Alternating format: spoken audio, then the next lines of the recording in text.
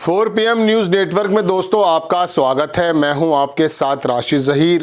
केजरीवाल ने जिस प्रकार से खुलासा किया कि किस प्रकार से चुनाव से पहले वोटिंग लिस्ट में वोटें बढ़ाई जाती हैं, घटाई जाती हैं और उसके एग्जाम्पल उन्होंने दिए हैं, तो जाहिर सी बात है कि चर्चा होनी चाहिए।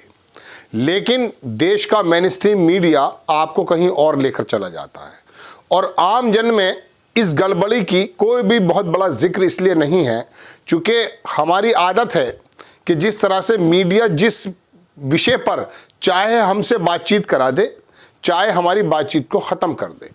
आयुषी हत्याकांड आपने देखा होगा और इस देश के लोगों ने देखा कि कितने महीने चलाया है, तांत्रिक के प्रोग्राम कितने महीने चलाएं, लेकिन केजरीवाल ने इतना बड़ा ज़बरदस्त खुलासा करते हुए जो बातें कहीं वो आपकी नज़रों से ओझल हैं। मैं उन्हीं के वक्तव्य को लेकर, उन्हीं की बातों को लेकर के जो बुद्धिजीवियों ने उसके बारे में विश्लेषण किया है वो आपके सामने रखने आया हूँ। एक साहब हैं जिनकी मैं तस्वीर लगा रहा हूँ, उनका कहना यह है एक डिबेट में कि केजरीवाल को दरअसल उन्होंने ही बहुत सारे साक्ष्य उपलब्ध कराए हैं। उन्होंने ही कहा कि एक एक आदमी ने 250 लोगों के नामों को कटवाया है, यानी कि सप्पल सा वो जो है क्या कहते हैं कांग्रेस के जो प्रवक्ता हैं, वो जो बात कह रहे थे अभिषेक मनु सिंघवी, वो जो कह रहे थे कि 200 आदमियों के ज़्यादा नाम कटवा दिए, यानी कि जो उनको मालूम है कि भारतीय जनता पार्टी का वोट नहीं है उसको कटवा दिया गया है। एक सीट पर 10-10 हज़ार वोट कटने की बात सामने आई है। केजरीवाल ने भी शाहदरा सीट को लेकर के 11,000 वोटों का कोई जो है मसौदा दिया है।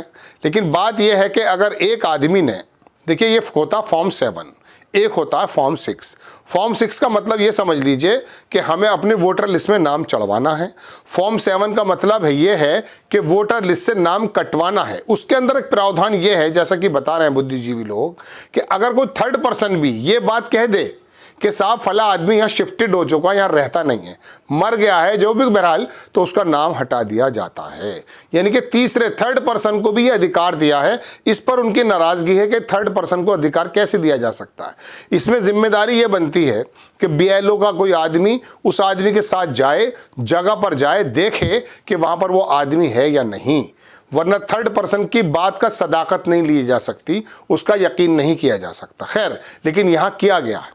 उन्होंने बताया कि एक एक आदमी ने 200, 250 लोगों के नाम कटवाने का फॉर्म नंबर 7 भरा है। तो ऐसे समय में उन लोगों की जानकारी आनी चाहिए कि कौन वो लोग हैं जो अकेले ही देश के संविधान की, लोकतंत्र की इतनी बड़ी हिफाजत कर रहे थे कि 200, 250 लोगों के नाम कटवाने का जिम्मा उन पर है।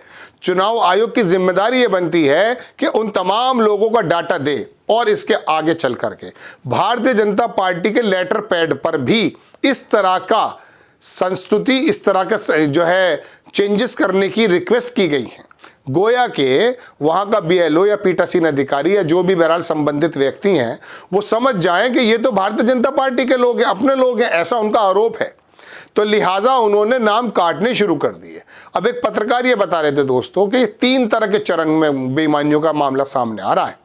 पहला तो पोस्ट पोल, यानी कि जो मतदान हो जाता है उसके बाद, एक ड्यूरिंग द पोल यानी कि जब पोलिंग चल रही है तब, और एक जो है प्री पोल मतलब मतदान से पहले। तो काम यह है कि मतदाता सूची में एक सीट पर 10-10 हज़ार वोटें, 11-11 हज़ार वोटें कम कर दी जाएं। अब वो खाली 10,000 वोट नहीं है, वो 10,000 वोट अगर विपक्षी खेमे की कम हो रही हैं, भाई सपोज करो राशिद ज़हीर का नाम है, आराम से अंदाज़ा लगा लेगा भारतीय जनता पार्टी का कार्यकर्ता कि वोट कहाँ जाएगी। मुझे समुदाय को ऐसे समझते हैं, सबकी वोट क्लियर है, ये मैं आपको बता दूँ। तो ऐसे समय में 10,000 वोट अगर कट जाती हैं, यानी कि टोटल 5% वोट किसी विधानसभा का कट जाता है, तो 5% उनको बढ़ जाता है। 10% का जो चेंजेस हैं, ये इतने बड़े चेंजेस हैं कि वाकई बहुत ज़बरदस्त रिजल्ट आने वाले हैं। एक तो चरण है ये। दूसरा चरण है कि जब मतदान होता है तो फर्जी मतदान हो जाए, वहाँ पर लोग जो बैठे हैं दूसरे लोग भी उनको जो है ख़रीद लिया जाए, या वहाँ पर BLO या पीठासीन अधिकारी को इन्फ्लुएंस में ले लिया जाए, या फिर लंबी लंबी लाइनें लगवा दी जाएं, या फिर डंडा मार दिया जाए पुलिस के माध्यम से, या फिर भगा दिया जाए, या फिर पुलिस वाला बाहर चेकिंग करने लगे। एक ये वाला मामला है। और तीसरा मामला वो ईवीएम पर आता है, वोट बढ़ने का, या वोट को जो 99% आपको मशीनें नजर आई हैं उसकी तरफ इशारा उनका ये है। बहरहाल मैं अपनी खबर पर आ जाता हूं कि यदि एक आदमी ने ये बात 200-250 नाम कटवाने की जिम्मेदारी ली है तो चुनाव आयोग की जिम्मेदारी बनती है कि उस पर्टिकुलर पर्सन को ये लाकर बताए कि ये वो बंदा है जिसने 250 नामों की संस्तुति की थी कि इनको काट दिया जाए, इनको वोटर लिस्ट से हटा दिया जाए। उन लोगों का डाटा अगर चुनाव आयोग दे देता है जो चुप है ज्यादातर, और कांग्रेस ने जब वो रॉट मटेरियल मांगा है वो अभी तक दे भी नहीं पाया है। 47 लाख वोट अकॉर्डिंग टू विपक्ष महाराष्ट्र में चुनाव के अंदर बढ़ जाते हैं, यानी कि लोकसभा और विधानसभा के बीच में, जिसमें 26 लाख या 27 लाख वोटों को तो चुनाव आयोग खुद कह रहा है कि हाँ साहब बढ़ गए। 27 लाख वोट भी अगर बढ़ गए, और विपक्ष कह रहा है, कांग्रेस बता रहा है, विकास अघाड़ी कह रहा है कि 47 लाख वोट बढ़ गए हैं, इन 6 महीने में संभव नहीं है। ये जो इतना बड़ा जबरदस्त तरीके का जो नेटवर्क बनाया जा रहा है ना, मीडिया भी इसमें है, सेलिब्रिटी भी इसमें है, इसके अंदर हिंदू मुस्लिम भी है, इसमें मंदिर मस्जिद भी है, और इसके अंदर ये मशीनरी भी शामिल है। बताइए, आप एजेंडों से तो लड़ लेंगे, लेकिन पीठासीन अधिकारी बीएलओ से कैसे लड़ेंगे, चुनाव आयोग से कैसे लड़ेंगे? एक साहब का कहना इसमें यह भी है कि बिना चुनाव आयोग के, उनकी मर्जी के बिना, उनके संलिप्त हुए बिना ये चेंजेस संभव ही नहीं थे। इतने ज्यादा चेंजेस एक प्रदेश में आ जाएं, 75 लाख वोट 1 घंटे में पड़ गई साहब। तो अब ये बातें जो केजरीवाल ने कही है, इसका एक स्टेक होल्डर है ये राजनीतिक पार्टियां, वो जाती हैं चुनाव आयोग के साथ। ऐसा नहीं है। लोगों का कहना यह है कि आपको अब सड़क पर उतर जाना चाहिए। यदि एक आदमी 250 नंबर कटवा रहा है, शादरा में 11,000 वोटें काट दी जो केजरीवाल बता रहे हैं, तो इसका जिक्र खैर तो होना चाहिए। ये तो आपके और मेरे लोकतंत्र की लूट है। आप चूंकि लोग ये शिकायत करके रह जाते हैं और 2 दिन पहले वो लिस्ट मिलती है, तो अंदाजा ये होता है कि यार लिस्टों में गड़बड़ी है, हर बार ये होके बात खत्म हो जाती है। लेकिन ऐसा नहीं है। फिर वो ढकोसलेबाजी और नक्शेबाजी जो करते हैं कि पहले जलदान और फिर मतदान, ये बंद कर दीजिए। जब आप लाखों लोगों का, करोड़ों लोगों का वोट काट देते हैं चुनाव आयोग की मिली भगत से, जैसा आप पे आरोप लग रहे हैं, या तो उन आरोप को चुनाव आयोग आकर बताए कि साहब ये निराधार है, उसका एविडेंस दे। भाई केजरीवाल तक पढ़ा लिखा व्यक्ति है।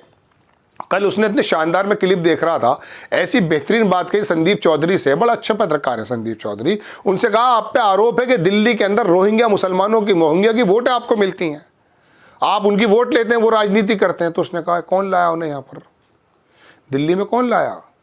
अरे बांग्लादेश से चले, कलकत्ता आए, कलकत्ता से उड़ीसा आए, उड़ीसा से बिहार आए, बिहार से उत्तर प्रदेश आए, उत्तर प्रदेश से यहाँ आए। सीमा की जिम्मेदारी किसकी है? अरे तो लाया कौन? बोले अमित शाह का विभाग। बोले लाया कौन? विदेश रक्षा मंत्रालय।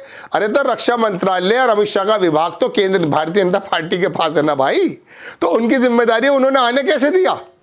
कौन से रोहिंग्या की बात कर रहे हैं? देश में रोहिंग्या अगर आ गए, इनको जानकारी है इसका मतलब। वो ऐसा हाजिर, मुझे बड़ा अच्छा लगा उसका ये जवाब। खैर मैं अपनी बात पर आ जाता हूं। तो वो आदमी अगर पूरी तैयारी करके साथ आया है, अपनी विधानसभा में कहा कि तुम्हारी पोल खोलूंगा, तो पोल खोलने की जिम्मेदारी हर एक आदमी उसकी भी बनती है। इसके वोट कटते हैं, जिसके वोट नहीं भी कटते हैं। हम ये तमाम लोगों की जिम्मेदारी है कि लोकतंत्र की लूट अगर इस प्रकार से हो रही है कि एक ही आदमी 250 या 200 सीट 200 वोट कटवा दे रहा है, जैसा कि ये बुद्धिजीवी लोग बता रहे हैं, एविडेंस बता रहे हैं, और जो है 10-10 हज़ार वोटें कम हो जा रही हैं, एक ही सीट पे 11,000 सीट कम वोट कम हो जाती हैं। तो यानी कि आशुतोष कुमार जो हैं सत्य हिंदी वाले, उसमें उन्होंने कहा कि मेरा तो उन्होंने 2 दिन पहले काट दिया, जब मैंने उन्हें धमकी दी तो जब बढ़ा दिया, विदिन सेकेंड्स मेरा नाम लिस्ट के अंदर आ गया। दोस्तों बात यह है कि ये जो घोटाला है ना, ये वाकई आज़ाद भारत का सबसे बड़ा घोटाला, और लोकतंत्र की लूट इससे बड़ी नहीं हो सकती कि आपका और मेरा विश्वास छला गया। हम सोचते हैं वोट वहाँ देकर आ रहे हैं, वोट कहीं और जा रही है। हम सोच रहे हैं वोट देंगे, वोट आती नहीं है। हम सोचते हैं वोट हमारी आ जाएगी, फला सरकार बदल देंगे, नहीं बदल देंगे, पता चला दूसरा वहाँ वोट नहीं आई, दूसरे आदमी की बढ़ गई, फर्जी वोट मतदान हो रहा है। आपको खबर कैसी लगी अपनी राय कमेंट्स बॉक्स में ज़रूर दीजिए। चैनल को सब्सक्राइब कीजिए, शेयर कीजिए। नेक्स्ट टाइम मैं किसी खबर के साथ हाजिर होता हूँ। जय हिंद।